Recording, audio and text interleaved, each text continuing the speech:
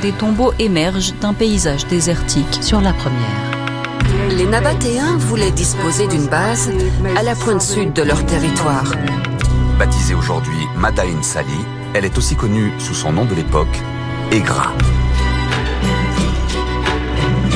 Monumental, Joanne Ducé.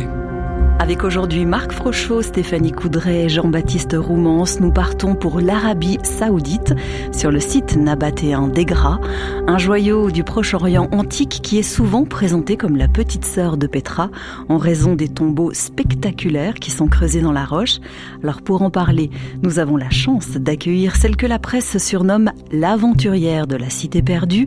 Elle co-dirige depuis 2002 la mission archéologique d'Egra, mais je ne vous en dis pas plus, puisque la voici.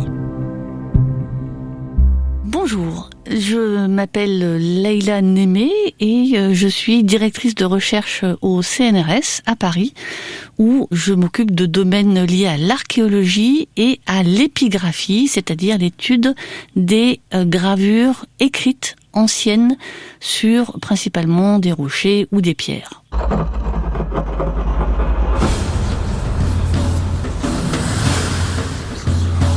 La toute première fois, à Egra, vous arrivez à nous dire ce que vous avez ressenti sur place? Oui, parce que ça a été l'aboutissement d'un rêve, un rêve de chercheur. Pourquoi un rêve de chercheur? Parce que bon, ça ne se voit pas à la radio, mais j'ai un petit peu plus de 50 ans, donc ça fait longtemps que je circule dans le Proche-Orient, depuis la Syrie jusqu'à la Jordanie et le nord-ouest de l'Arabie Saoudite, on va y revenir, était un domaine, un terra incognita, un lieu où, a priori, en tant que femme, il m'était interdit d'aller et où je ne pensais pas pouvoir un jour découvrir les sites archéologiques dont j'avais lu des choses dans les livres. Et donc l'arrivée, c'était en 2002 la première fois, ça a été assez magique parce que ça permet de mettre en 3 dimensions des choses qui n'existaient que sous la forme de lettres les unes après les autres et de donner une dimension spatiale à un paysage et à des distances, à des volumes qui sont autrement impossibles à approcher.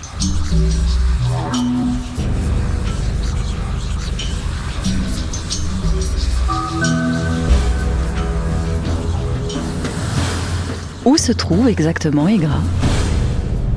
Alors Egra se trouve au nord-ouest de l'Arabie Saoudite. Si on prend une carte montrant les villes de l'Arabie, Egra se trouve à environ 300 km au nord de l'une des 2 villes saintes de l'islam qui se trouve en Arabie, Médine, là où se trouve la mosquée du prophète Mahomet, donc à 300 km au nord, et à environ 250 km au sud d'une autre ville qui, elle, est beaucoup moins connue, qui s'appelle Tabouk. Mais de manière plus intéressante du point de vue géographique, elle se trouve dans une région qu'on appelle le Hijaz. Et donc, que veut dire le Hijaz ? C'est un mot arabe qui est dérivé d'une racine, donc d'un radical sémitique qui signifie la barrière.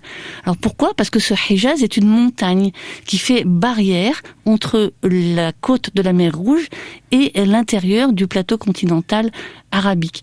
Et donc, Egra se trouve au pied de l'un des massifs formant ce Hijaz, cette barrière montagneuse du nord-ouest de l'Arabie qu'on voit sur Google Earth à l'échelle de la Terre.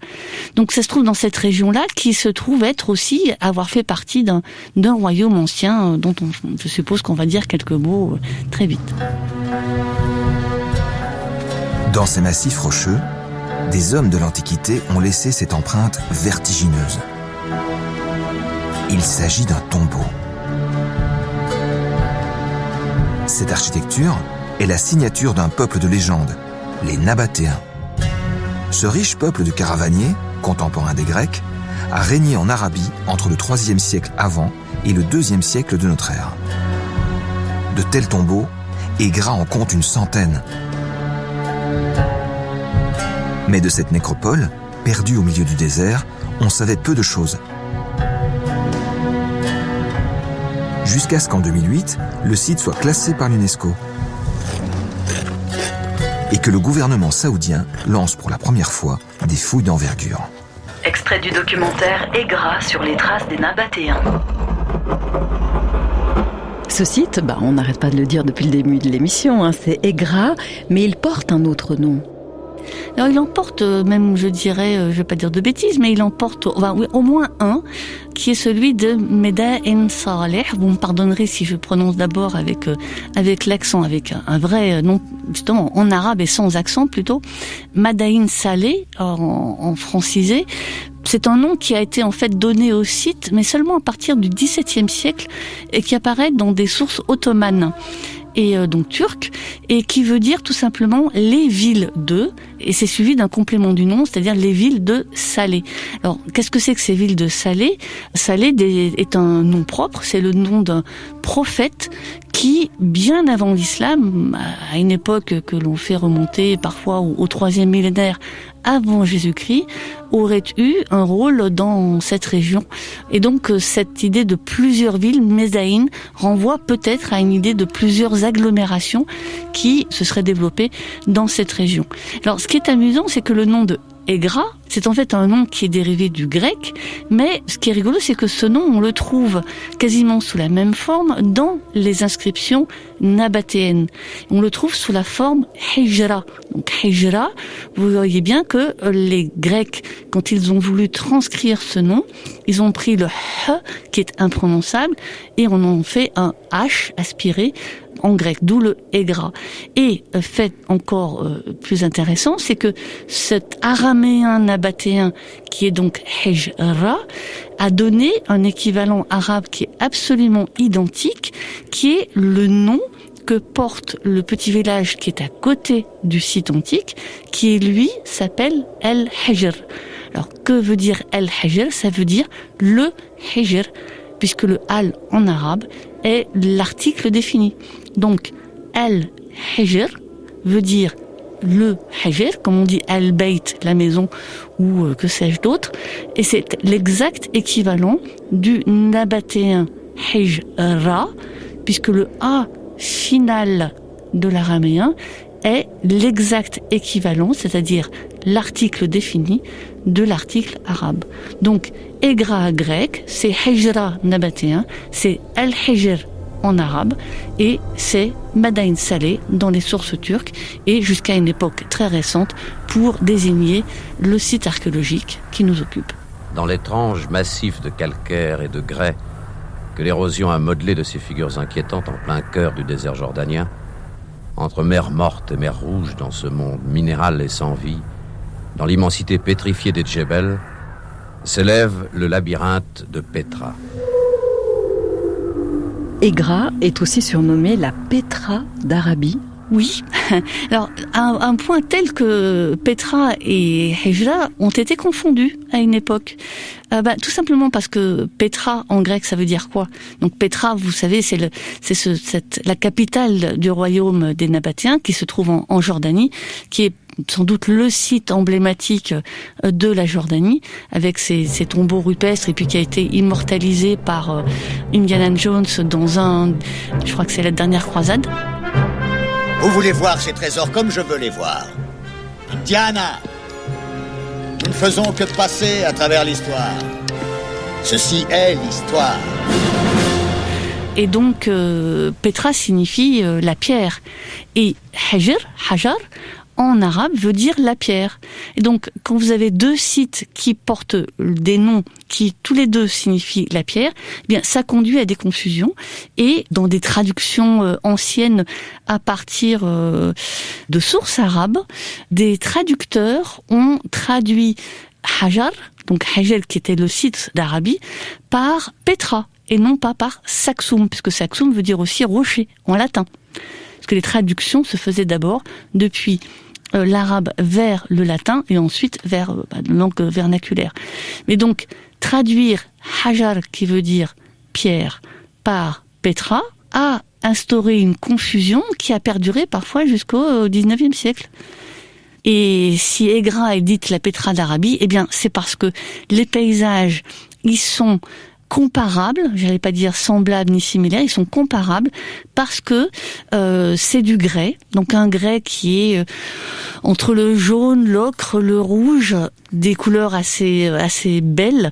D'ailleurs, le nom ancien de Petra, c'est Requiem, ça veut dire la bariolée. Ce n'est pas pour rien. Et par ailleurs, les monuments principaux qu'on y trouve, que ce soit à Petra ou à Egra, eh bien, ce sont des monuments rupestres, c'est-à-dire qu'ils ont été taillés dans le rocher, et on en trouve alors moins à Egra qu'à Petra, mais on en trouve quand même beaucoup, très bien conservés et très beaux à Egra. D'où le fait qu'on a dit que c'était une deuxième Petra, ou la Petra d'Arabie.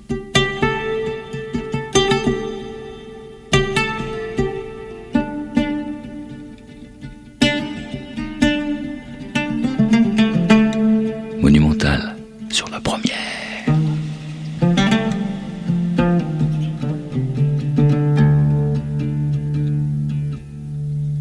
Egra, comment est-ce ? Qu'est-ce qu'on voit quand on est sur ce site archéologique ?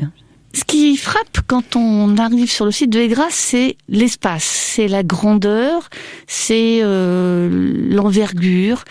De manière très différente de Petra, qui est dans un massif encaissé, Egra se trouve dans une plaine alluviale. Et cette plaine a été érodée depuis très longtemps, et ne laissant subsister que des chicots. Donc des chicots, comme des dents qui sortent du sol, et ces chicots sont des chicots de grès. Alors ils ont des tailles, ça varie de quelques dizaines de mètres à parfois beaucoup plus, et donc ces chicots sortent de la plaine et se répartissent de manière relativement inégale dans cette plaine alluviale. Et donc on a à la fois des grandes étendues de sable, de dunes, de petites collines avec des broussailles ou donc une végétation qui est quand même assez peu abondante. On n'est pas dans le désert, ce n'est pas un désert, c'est plus un paysage de montagne. On est d'ailleurs à près de 900 mètres d'altitude, donc il y fait froid l'hiver et chaud l'été, mais pas jamais très très chaud. Et donc c'est cet espace, parce que la vue est ouverte, on a un horizon qui impressionne en premier lieu. Et puis le fait que on est dans un endroit sauvage qui n'est pas encore ouvert aux touristes, donc il y a en fait, quand on est dans le site et qu'on regarde à 360 degrés à la ronde, il n'y a quasiment pas de bâtiments modernes qui gênent la vue. Il n'y a même pas de bistrot sur le site, il y a rien, quoi. Et donc c'est un peu la magie de ces espaces qu'on imagine abandonnés, qui ne le sont pas vraiment, parce qu'il y a quand même du monde qui passe, qui ont une beauté naturel au premier sens du terme. D'ailleurs, le site a été inscrit sur la liste du patrimoine mondial de l'UNESCO, en partie pour ses aspects environnementaux. Et donc, c'est tout ça qui frappe quand on arrive. À la fois le ciel bleu, qui parfois peut être chargé de tempêtes de sable. Il ne faut pas oublier qu'on est dans un milieu rude. Parfois la chaleur, parfois le froid, parfois les mouches, mais malgré tous ces petits inconvénients, c'est un paysage majestueux. J'ai le souvenir parfois d'être rentré un peu tard à ce qu'on appelle dans le milieu archéologique la maison de fouille, et d'arrêter la voiture, parce que il y a une piste qui permet de circuler dans le site. Et puis de laisser les portes ouvertes, mettre une musique que j'aimais bien, et de rester un petit peu le temps que le soleil se couche, juste par plaisir d'être là, un peu tranquille, tout seul. Ça fait du bien parfois.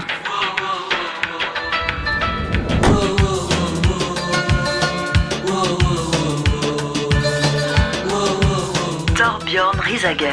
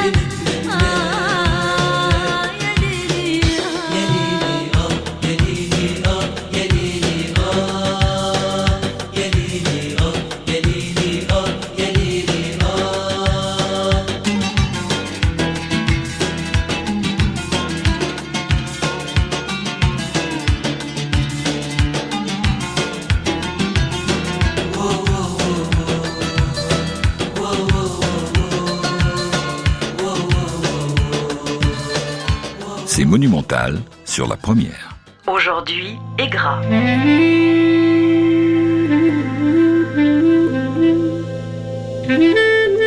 Quelles sont les origines de la fondation de ce site d'Aigra ?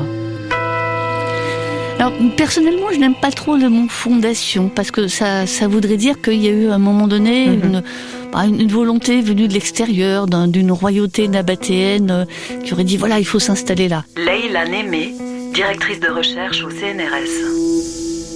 Il y a certes eu un développement à un moment donné, et c'est indéniable, mais peut-être pas fondation. En tout cas, ce qu'on sait, c'est que, et ça on le sait par les fouilles archéologiques, c'est que les Nabatéens arrivent du nord, donc ils viennent de Pétra, et ils s'installent à Aigra aux alentours du milieu du 1er siècle avant Jésus-Christ.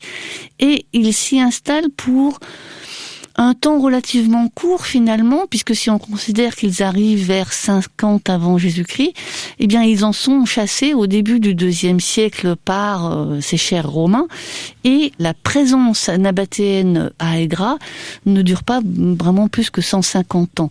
Mais ça leur suffit pour s'installer durablement et faire, non pas construire, mais tailler, en tout cas dans les rochers, une bonne centaine de monuments rupestres qui sont extrêmement bien conservés, et notamment donc ces tombeaux monumentaux qui sont différents de ceux de Pétra. Et donc cette fondation, elle se fait au milieu du 1er siècle.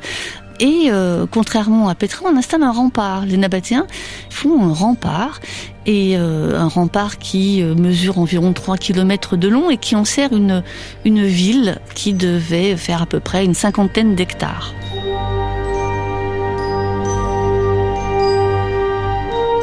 Des nombreuses tribus arabes qui font paître leurs bêtes dans le désert, ceux-ci sont de loin les plus riches, quoique leur nombre ne dépasse guère 10 000. Un grand nombre d'entre eux a en effet pour coutume de transporter jusqu'à la mer l'encens, la myrrhe et les plus précieux des aromates que leur remettent ceux qui les acheminent depuis l'Arabie dite heureuse. Diodore de Sicile. C'était un site majeur de la civilisation nabatéenne. Alors oui, tout à fait, c'est un site majeur, c'est aussi un grand site, parce que si on considère déjà une ville en fait d'une 50aine d'hectares, c'est plus qu'un gros bourg, c'est déjà une bonne petite ville. Par ailleurs, il est vraisemblable que ce site se trouvait à la frontière sud du royaume nabatéen, qui, pour les auditeurs qui ne le sauraient pas, donc ce royaume nabatéen s'est étendu dans sa plus grande superficie de Damas, où les Nabatéens sont restés une quinzaine d'années au début du 1er siècle avant Jésus-Christ, entre 85 et 72 avant Jésus-Christ. Après, ils se sont retirés de Damas, mais en tout cas, ça allait du sud de la Syrie au nord-ouest de l'Arabie. Donc c'est un royaume qui était quand même relativement grand. Donc un poste frontière sur un royaume qui est de cette taille avait forcément une importance assez grande, d'autant qu'il y avait une ville, d'autant qu'il y avait une oasis, et toutes les facilités que pouvaient demander les gens qui venaient y habiter. Aigra existe également pour une raison plus lucrative. Elle est stratégiquement localisée sur la route de l'encens. Les caravanes de commerçants l'empruntent pour transporter leurs précieuses cargaisons du sud de l'Arabie au port de la Méditerranée. Ce qui se traduit par d'alléchantes opportunités commerciales pour les Nabatéens d'Aigra. Extrait du documentaire Pétra au royaume des femmes. C'est un lieu stratégique, Aigra. C'est un lieu stratégique, oui, parce que justement c'est un poste frontière. Bien sûr, Aigra se trouve sur la route des caravanes qui venaient du sud de la péninsule arabique, où se trouvent les ressources en myrrhe, encens et autres aromates qui étaient convoyés donc par des caravanes de dromadaires, qu'il faut imaginer remontant depuis ce qu'on appelait, ce que les auteurs antiques appelaient l'Arabie heureuse, qui est le Yémen actuellement, et qui remontait donc par caravanes entières 2 fois par an, donc descendaient et remontaient 2 fois par an pour aller chercher ces produits aromatiques dans le sud de la péninsule arabique. Mais Alors c'est là qu'il y a un mais, donc Aigra se trouve sur cette route, mais je pense personnellement que le développement de Aigra est plutôt à mettre en rapport avec le développement dès la fin du 2e et le 1er siècle avant Jésus-Christ à une échelle plus importante, du commerce maritime. Alors pourquoi maritime ? Vous allez me dire, mais quel commerce maritime ? Eh bien, tout simplement le commerce maritime qui passait par la mer Rouge et qui reliait par le détroit de Bab el-Mandeb, qui est ce détroit qui se trouve à l'extrémité sud de la mer Rouge, qui reliait jusqu'à l'Inde, et donc l'Inde, d'autres circuits commerciaux. Et alors, pourquoi attendre le 2e, 1er siècle pour emprunter une route maritime qui paraît si évidente, hein ? On a entendu parler, il y a guère si longtemps, du blocage du canal de Suez. Hein ? Donc pourquoi avoir attendu le 2e, 1er siècle avant ? Eh bien, tout simplement parce que la navigation sur la mer Rouge a toujours été très complexe, pour une raison qui est connue de tous les marins, qui est le régime des vents. Et il se trouve que dans la partie nord de la mer Rouge, les vents soufflent toujours du nord vers le sud. Toujours. Dans la partie sud de la mer Rouge, il s'inverse au milieu de l'année. Donc, je ne vais pas rentrer dans le détail. Mais en gros, à partir de la latitude de la ville moderne de Jeddah, qui se trouve à peu près au 20e degré de latitude nord, les vents soufflent toujours du nord. Ce qui veut dire que si on veut remonter le vent, eh bien, il faut virer de bord en permanence. Il y a donc les vents, il y a aussi le problème des récifs, il y a des hauts fonds. Enfin, la mer Rouge est une voie navigable difficile. Et donc, jusqu'au 2e, 1er siècle, le régime des vents, et notamment des vents de mousson, qui permettaient de remonter avec les époques où c'était facile, était peu connu. Or, les marins commencent à mieux connaître ça. Il y a même des traités de navigation, notamment un qui s'appelle le Périple de la mer Érythrée. Donc la mer Érythrée, c'est tout simplement la mer Rouge, qui sont écrits au 1er siècle avant Jésus-Christ et qui expliquent comment faire pour circuler en mer Rouge. Alors, si on circule en mer Rouge, mettez-vous à la place d'un marin.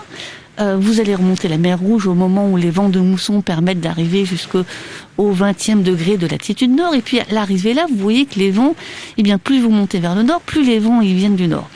Qu'est-ce que vous faites ?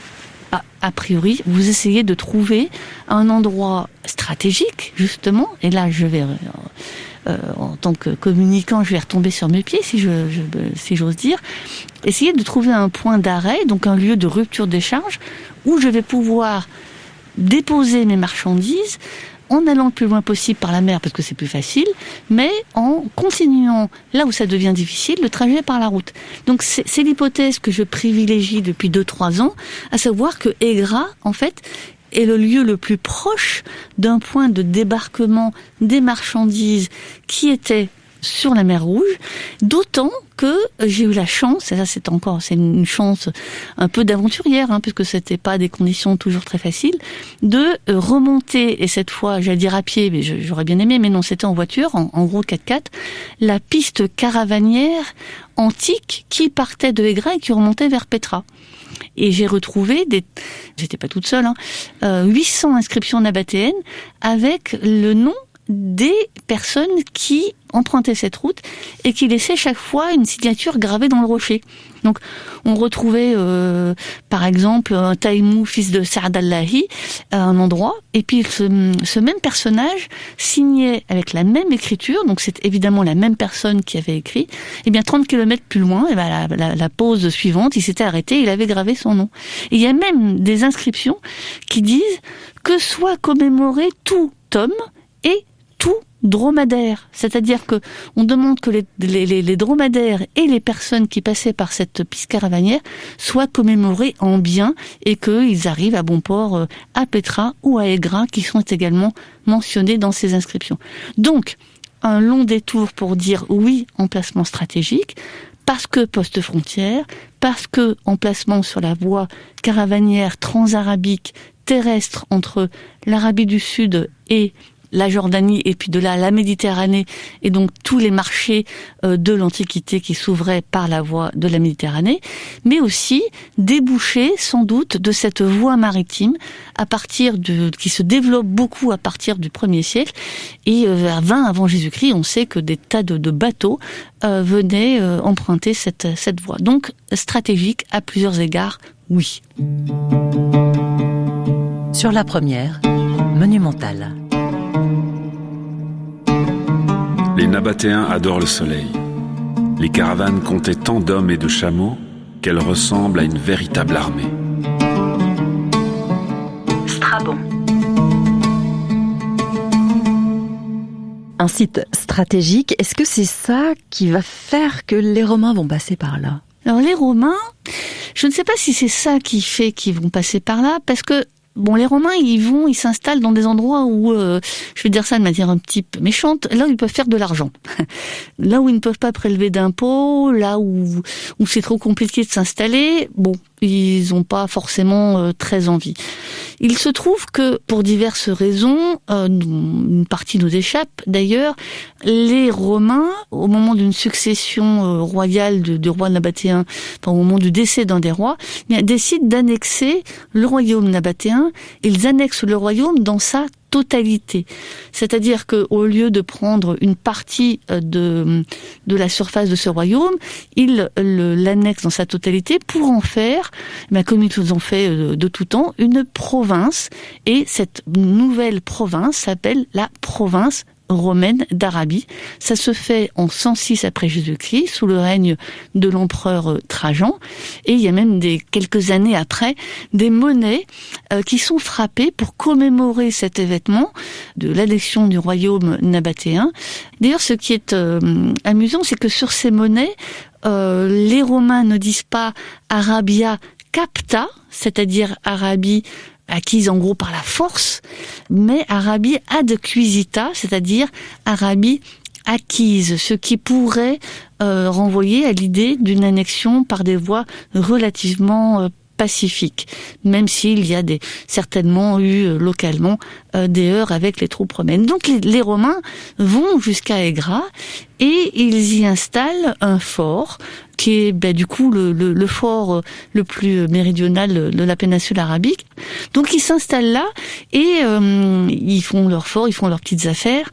Je discutais justement hier soir avec un spécialiste des forts romains parce que nous cherchons actuellement le dépotoir, c'est-à-dire l'endroit où tous les militaires lancent leurs déchets, généralement pas très loin de la porte mais pas dans l'axe, parce que c'est mieux de ne pas marcher dedans.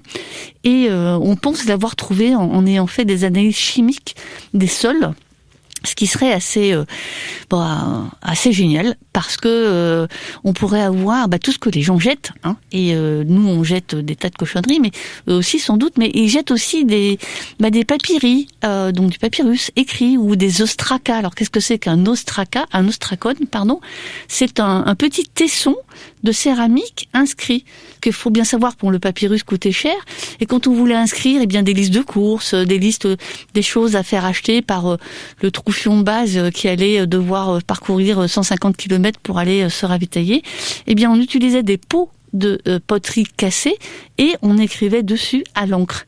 Et une fois qu'on avait écrit dessus, qu'on avait utilisé, il fallait bien les jeter quelque part. Et donc moi j'aimerais bien les trouver. Et donc peut-être qu'on aura la chance de les trouver. Et donc ces pauvres Romains, ils sont restés là plus de 200 ans, donc quasiment plus que les Nabatéens.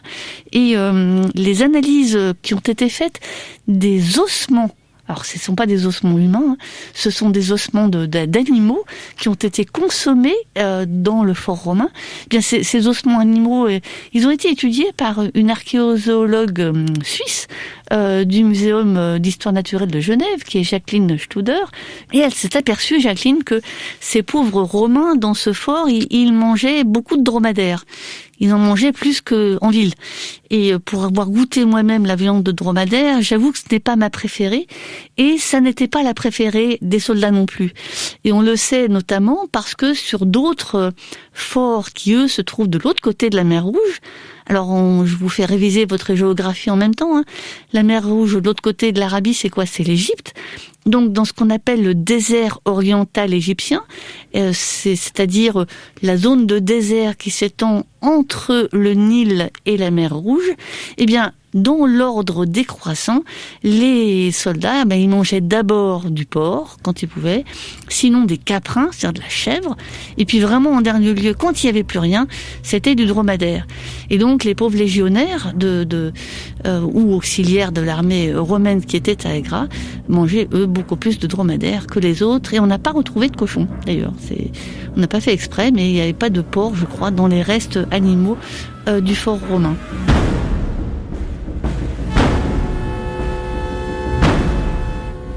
Donc je terminerai là-dessus, parce que j'aime bien les Romains, en fait, ils laissent des tas de choses derrière eux. Eh bien, ils étaient membres d'une légion, et cette légion, c'était la 3e légion cyrénaïque. Et voilà, donc il y a des inscriptions, y compris peintes en latin, magnifiques inscriptions, qui sont conservées de légionnaires de cette 3e légion cyrénaïque, postée à Agra. Monumental.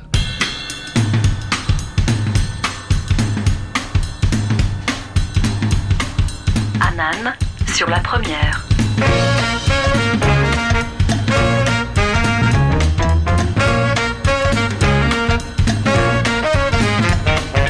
First step is to get you in the mood. A low frequent bassman is the dude.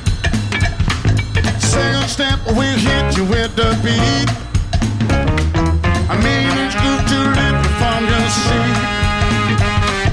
First step is to get you on your feet. Pump some fuel along to you, yeah. Fourth step is to get you on the floor. The wizard holds the key to that door. With this to make sure that everybody will have a good time, a good life, a good life. Good love, have a good time. Good love, good love, good love.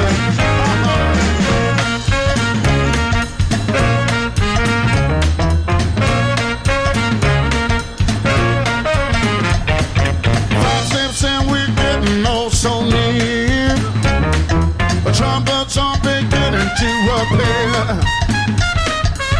Six step will get you on the move.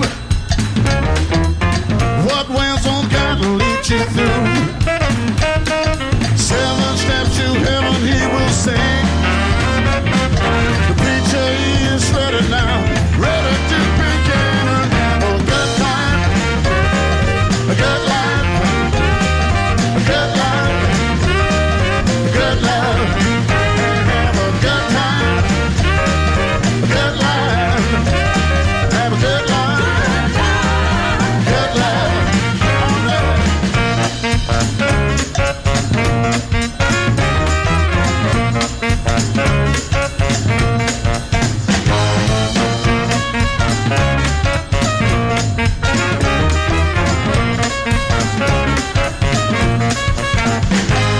Seven steps to heaven he will sing.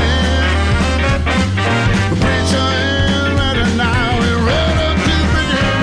Have a good time, a good life. Have a good life, have a good life. One more time, have a good time. Have a good life, oh baby, have a good life. Have a good life, oh baby, have a good time. Have a good life, have a good life, have a good life. One more time, have a good time. Have a good life, have a good life, have a good life.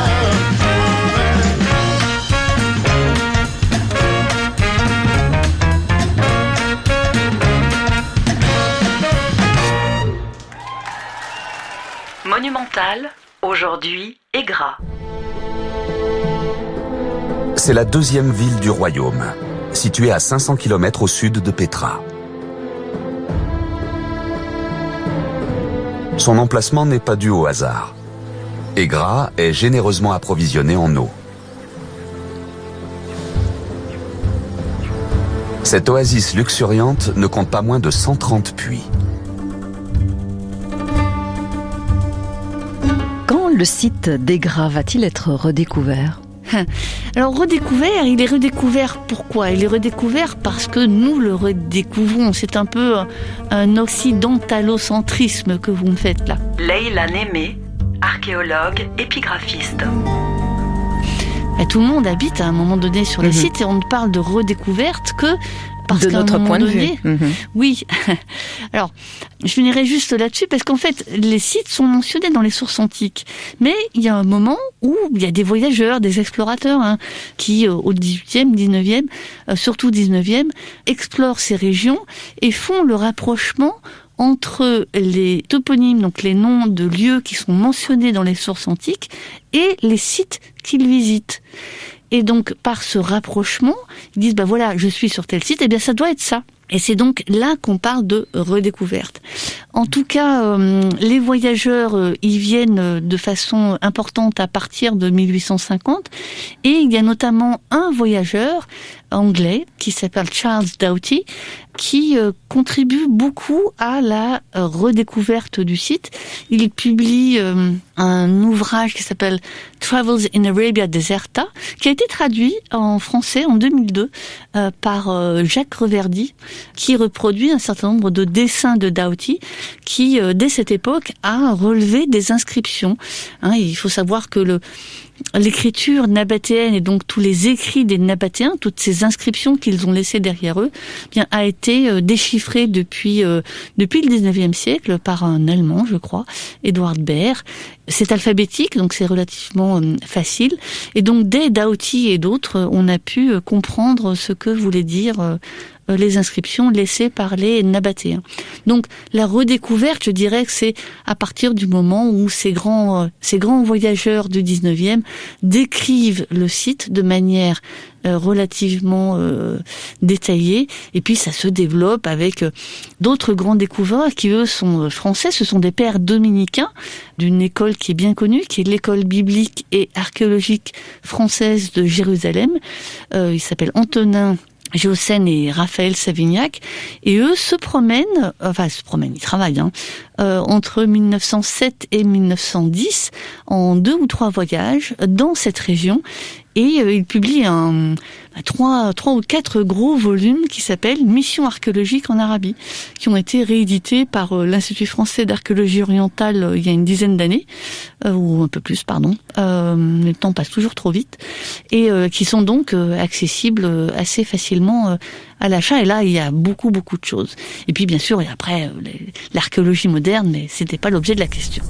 La ville est située sur un plateau parsemé de constructions à même le grès. Les fouilles sur le site ont révélé la présence de plus d'une centaine de monuments, dont 94 tombeaux, édifiés pour les notables de la ville. Extrait du documentaire Petra au royaume des femmes.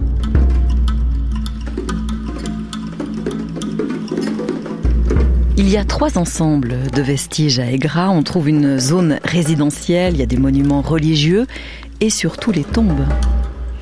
Oui, alors les tombes, pourquoi est-ce que c'est des tombes qu'on parle le plus ? Parce que c'est ce qui est visible tout de suite. Et c'est immédiatement visible parce que c'est conservé en plus en 3 dimensions. Imaginez que les maisons étaient troglodytes, on en aurait peut-être parlé beaucoup plus rapidement que les tombes. Et puis évidemment, le funéraire, ça suscite toujours beaucoup l'imagination. Mais donc effectivement, il y a plusieurs ensembles. Et d'ailleurs, dans la définition géographique de ce qu'est une ville c'est quoi ? En fait, c'est un espace dans lequel se concentrent différentes fonctions. Il faut qu'une ville réponde à un certain nombre de fonctions qui sont quoi ? Qui sont bien vivre, manger, administrer. Il faut qu'il y ait des endroits pour le culte. Ces 4 ensembles, c'est la ville. Commencer peut-être par là, ou alors non, il faut peut-être commencer en fait par ce qui fait que c'est possible, c'est-à-dire l'oasis.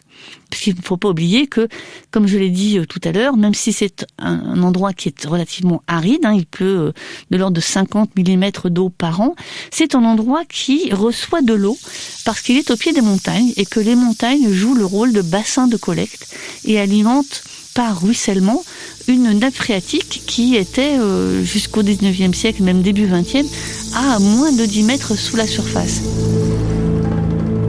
Ils aiment passionnément la liberté. Et lorsqu'une forte troupe ennemie s'avance, ils s'enfuient dans le désert, qui leur sert de forteresse. Le manque d'eau le rend inaccessible aux autres. Mais, pour eux seuls qui ont creusé dans la terre des réservoirs revêtus d'un enduit de chaux, il est un asile sûr.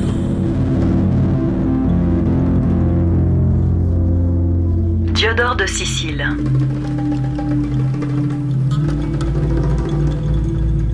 Les Nabatéens, dans l'Antiquité, ils ont creusé environ 130 puits avec un diamètre qui pouvait atteindre 7 mètres, ce qui est énorme.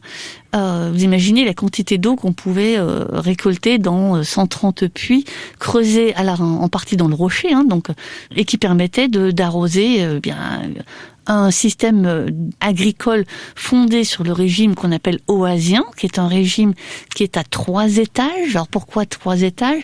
C'est 3 étages au sens complètement littéral du terme, comme un immeuble de 3 étages. Vous avez le haut qui est le palmier dattier. Du palmier dattier, on en a à toutes les époques à Aigras. Ensuite, à l'étage intermédiaire, il y a des fruitiers. Donc il y a des époques, par exemple, où il y a eu du grenadier, où il y a eu de l'olivier à Aigras. À partir de l'époque nabatéenne, il y a même eu du coton. Or, le coton est une plante qui nécessite beaucoup d'eau. Puis en bas, vous avez tout ce qui est culture vivrière, avec notamment les légumineuses. Et on a retrouvé, grâce à aux analyses des ce qu'on appelle les macro-restes végétaux, qui sont conservés dans les sédiments que l'on collecte en fouille, qui ont été analysés par une jeune chercheuse qui s'appelle Charlène Bouchot, y compris par exemple du pois chiche ou même de la coriandre.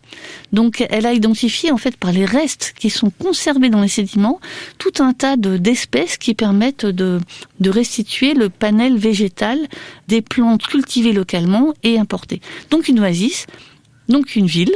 Cette ville qui vivait grâce à l'eau et aux produits cultivés, elle était construite principalement en briques. Là, vous voyez pas ma tête à la radio, mais je suis pas très contente, en fait, parce que la brique, c'est casse-pied.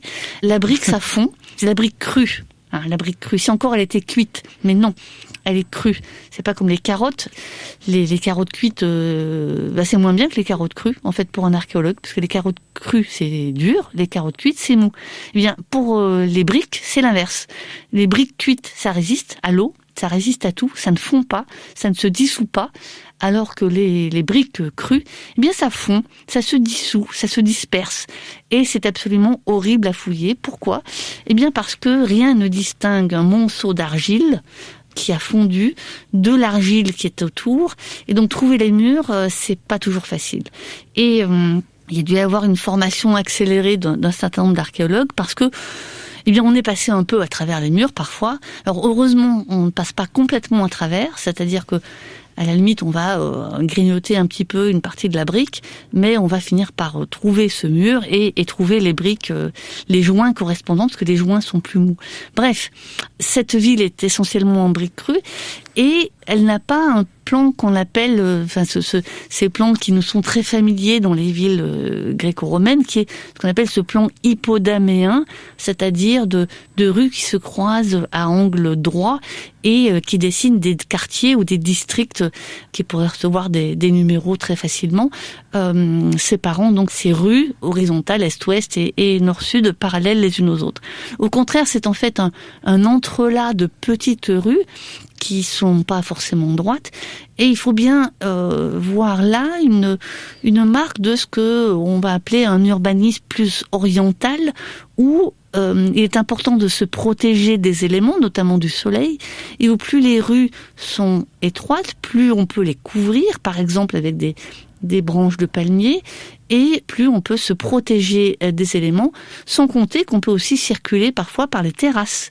Et ça, c'est des choses qui se font encore dans des villages de briques crues subrécents, construits à l'époque médiévale ou même au 19e siècle, où les gens circulent de maison en maison ou d'îlot à îlot par les terrasses.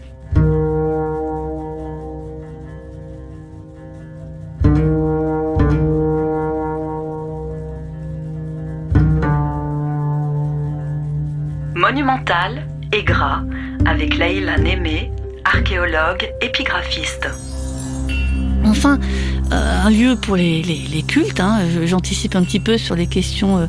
Ce lieu de culte, eh bien, les Nabatéens en avaient un. À la fois grand sanctuaire urbain, c'est-à-dire, alors pourquoi on appelle ça grand sanctuaire urbain ?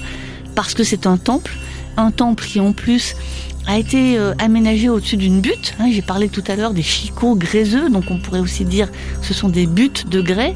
Et il y en a une au milieu de la ville qui fait une dizaine de mètres de haut, et au sommet de laquelle, eh bien, les Nabatéens ont construit un tétrapyle, c'est-à-dire un petit bâtiment à 4 colonnes avec un mur autour, et à la fois le tétrapyle et ce mur qui le ceinturait, eh bien ils ont été chercher assez loin les pierres pour le construire, en allant chercher un grès qui était plus blanc que le grès des environs. Alors pourquoi ? Eh bien, pour une question de visibilité. S'ils l'ont mis déjà sur cette butte, c'est parce qu'ils voulaient que ça se voie de loin.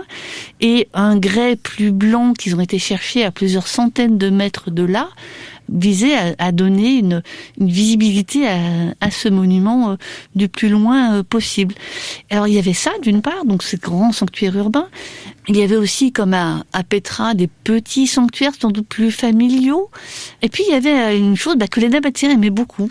Manger et boire, c'est quand même un fondamental, ça. Alors là, les Nabatéens, ils aimaient bien se réunir pour manger et pour boire. Ils aimaient bien se réunir pour manger dans des salles qui étaient aménagées tout exprès, qui s'appellent des salles de banquet. Ça porte bien son nom. Et ces salles de banquet, comme elles ont 3 banquettes en général, comme ce superbe diwan à Aigra, qui est la salle de banquet la plus célèbre, qui est un monument qui est dans un environnement très très très beau. On en trouve des images assez facilement sur le web.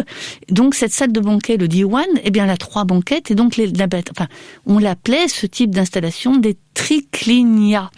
Pourquoi ? Parce que tri veut dire 3 et kliné en grec, ça veut dire une banquette.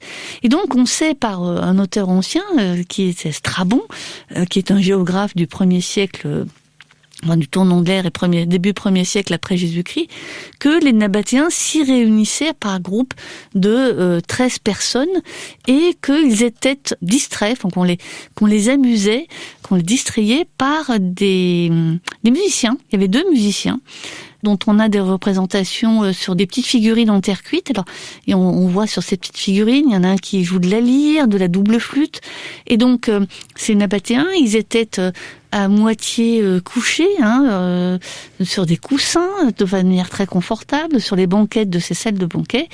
Et le texte de Strabon nous dit que il ne devait pas boire plus, je crois, de 11 coupes de vin, ce qui est quand même pas mal.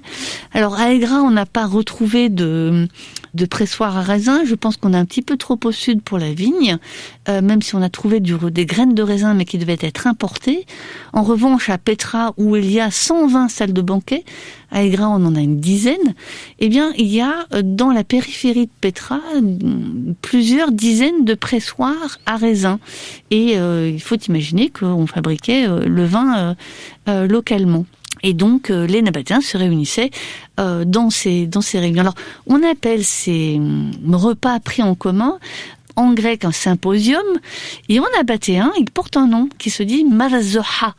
Marzoha. Et il y avait aussi un rab marzoha, c'est-à-dire un chef de confrérie, chef de symposium ou chef de tiaz. Tiaz, c'est la même chose que le symposium, mais dans le milieu sémitique. Alors forcément, il y avait toujours un aspect à la fois religieux et politique dans ces réunions.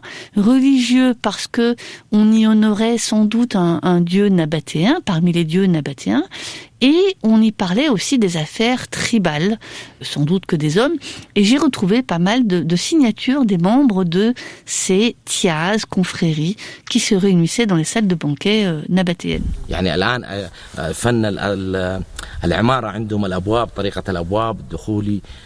C'était des architectes professionnels. On peut le voir dans la manière dont ils ont construit les portes creusées dans la roche, dans la précision de leur construction et combien elles sont organisées. On sent que c'était une civilisation très avancée. يعني تحس انهم متقدمين او كانوا على درجه كبيره من التقدم. Témoignage d'un visiteur, document AFP. L'Arabie Saoudite souhaite ouvrir ce site d'Egra aux futurs touristes. C'est une bonne idée ? Alors, c'est une bonne idée. J'allais dire que si, en tant qu'archéologue un peu égoïste, je vais dire non, mais j'aurais dit non pour n'importe quel site archéologique de n'importe quel pays et pas seulement pour l'Arabie, pas parce qu'on a envie de garder ça un peu pour nous, hein, c'est très égoïste. Mais bon, je suis pas comme ça en fait.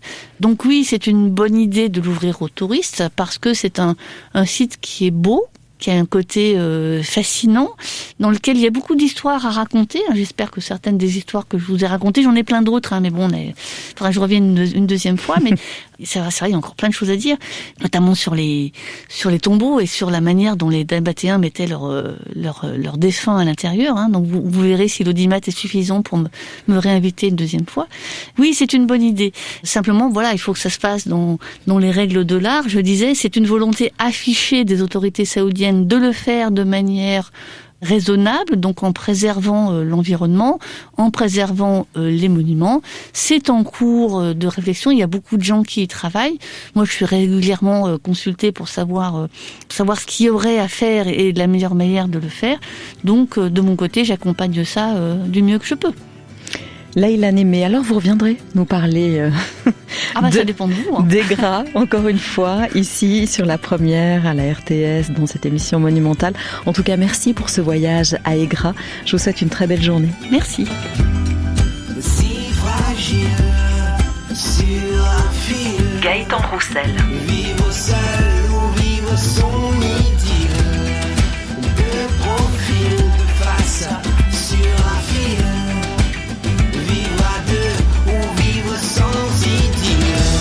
On ne meurt pas en une seule fois, on ne meurt pas en une seule fois, on ne meurt pas en une seule fois, on ne meurt pas en une seule fois, on ne meurt pas en une seule fois, on ne meurt pas en une seule fois. Être utile et parfois inutile, si tranquille et parfois à l'asile, de reptiles là-bas au loin sur une île.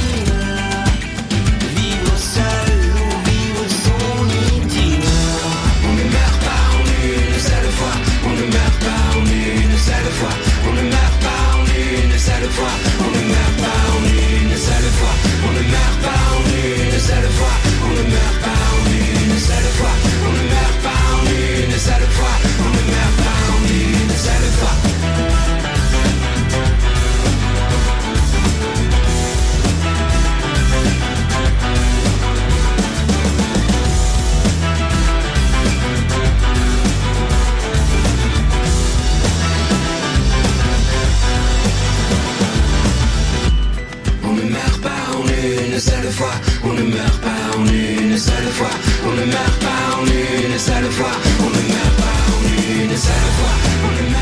Egra en Arabie Saoudite, c'était l'émission de ce jour, émission disponible à la réécoute sur le Play RTS. Prochainement dans Monumental, autre destination puisque nous partirons pour Bangkok. Capitale de la Thaïlande que de temps à autre l'histoire appelle Siam. Et deux noms. Ce n'est pas trop pour désigner le lieu de rencontre de deux civilisations qui se juxtaposent, s'encerclent ou se repoussent, de ville en ville et de quartier en quartier, sans que l'on puisse dire encore si la vieille culture orientale toujours vivante ici réussira, à la longue, à l'usure, à imposer son détachement et sa prudence narquoise à la vie moderne qui l'assaille de toutes parts, ou si c'est au contraire la vie moderne qui finira par envoyer la vieille sagesse orientale au musée, parmi les armures de bronze et les masques aux yeux de jade. Bangkok, c'est le prochain numéro de Monumental. Un grand merci à Marc Frochot qui réalisait cette émission. Stéphanie Coudray était aux recherches, Jean-Baptiste Roumance à la programmation musicale. Monumental, Joanne Ducé. Toute l'équipe vous souhaite une belle après-midi à l'écoute de la première, 14h.